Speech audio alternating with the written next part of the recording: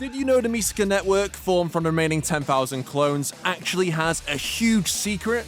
I'm going to be talking about a pretty mind-blowing spoiler from the Index light novel, which will hopefully make sense for those of you who are curious. First, let's do a recap and go over what exactly the network is. The Misaka network is a brainwave network, which allows the Misaka clones created by Academy City to share experiences and memories, due to the electromagnetic signals they produce thanks to their Esper power, known as radio noise. The network itself also produces a huge quantity of AIM energy. AIM stands for an involuntary movement, and is the energy that all Espers emit passively at all times. And this large amount of AIM or AIM from the sisters is used in a variety of ways by the board chairman of Academy City, Aleister Crowley. This includes activating Kazakiri Hyoka's angel mode, known as Fused Kazakiri, and manifesting the mysterious scientific angel, known as Aiwaz. But how is the Misaka network even able to do this? And how is it possible for angels to be scientific in the first place? Well, the network actually has a connection to magic,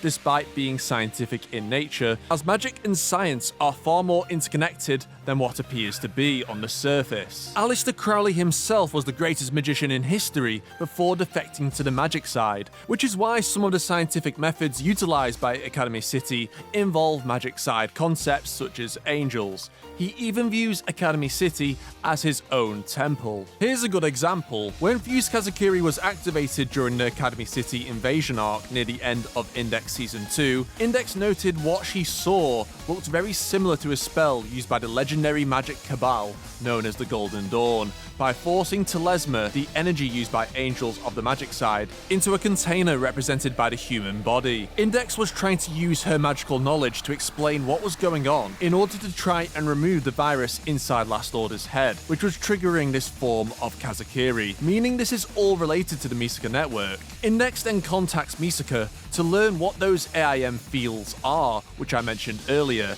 as Index didn't know what they were, as she belongs to the magic side, so scientific knowledge such as this is very foreign to her. She also asks what a brain network is, as that is also another foreign concept to her. After learning this, Index figured out the basic principles at play, and then used a song intended to clear the virus from Last Order's brain, which ended up working perfectly, confirming that magic side concepts were indeed used by Aleister Crowley for the Misaka network. And another example which I've covered on the channel before in my level 6 video is that after hearing the concept of system or level 6 explained to her, Index associated the idea with the magical concept of Kabbalah and the Tree of Sephiroth, which divides and separates all beings that exist into different ranks, such as humans, angels, and God. I do mention more about this in that video, so check it out for more context. But the Misaka network has been involved in multiple attempts to create a level 6 Esper, with Accelerator, Hishigata Hirumi, or Isaac Rosenthal, and Misaka Makoto. But Aeon, why the hell does any of this matter, you may ask? Well, it shows that since the early days of the series,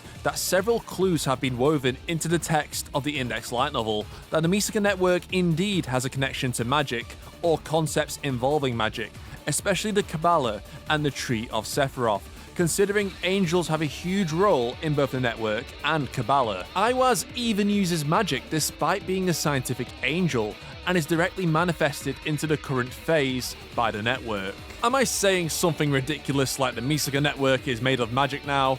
Nope, not at all. It is still a scientific concept and uses scientific energy, just that the construction of the network is heavily linked and inspired by the magic side. However, it does have something related to the magic side within it, which is what I'll discuss very soon. I just find it brilliant how the author of Index, Kamachi Kazuma, manages to interweave these two polar opposite sides right under our noses in such a seamless fashion. That's why I want to talk about a big spoiler from the Index light novel, so there's your warning. Let's fast forward to the Choronzon arc, where we have a Misaka clone that has not appeared in the anime yet, known as the Will of the Misaka Network. Although calling her a clone per se is perhaps untrue, as she is more of a collective conscience, if anything, and can take over any of the clones for her physical body. As her name suggests, she basically represents the entirety of the network as an artificial thought being. Although she isn't a network herself,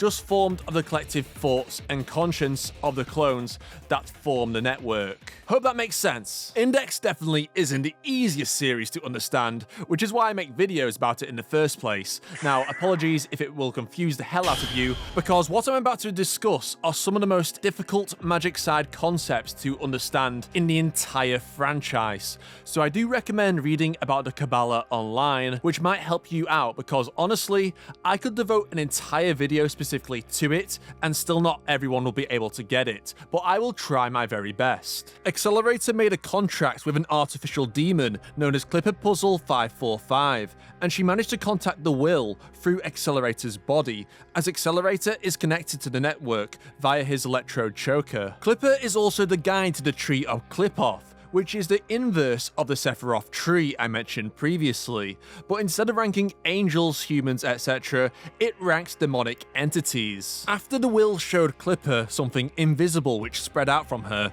which was most likely the Misaka network itself, and viewed it in a way unique to her as a demon of the magic side, she saw 10 spheres and 22 paths, similar yet different to the tarot which Clipper is familiar with. Now, this should give you deja vu to how Index saw the situation with Kazakiri from earlier, as the spheres and paths are the same number for the two other trees that exist, and yet the Misaka network shares the same properties, meaning there is a magical concept hidden within the Misaka network itself, and yet it was man-made and artificial. This third tree is known as Klonoth. In order to help Accelerator fully access this concept within the network, Clipper's role is very important, as she is able to become the manager of Klonoth essentially, by entering the hidden 11th sphere of the tree, similar to her role in the Tree of Qliphoth. Now, this is hard to explain, but bear with me. Remember how I mentioned there are 10 spheres in a tree usually? Well, each one represents a level for ranking beings. That's the best way I can describe it.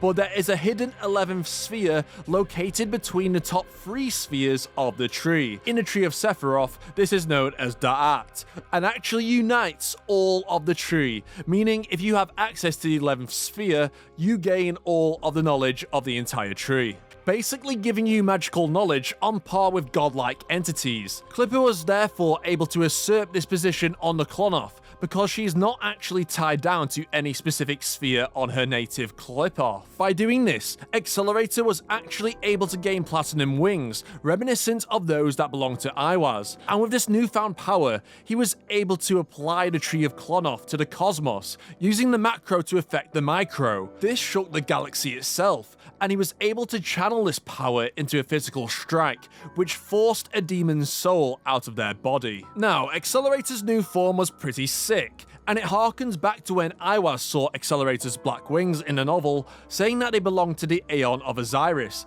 and not the Aeon of Horus. Basically, I think Aiwaz was implying Accelerator did not have the required knowledge needed to fully access Klonoth, and use the wings to their full potential. Well, until now that is. Knowing all this, it honestly makes me facepalm when I've seen in the past some readers of the light novel say that Klonoth was just an ass pull with no foreshadowing. Okay, I'm paraphrasing a bit, but this is an opinion held by a small minority. But come on, how much do you need to be spoon-fed to realize Komachi was building up to something like this?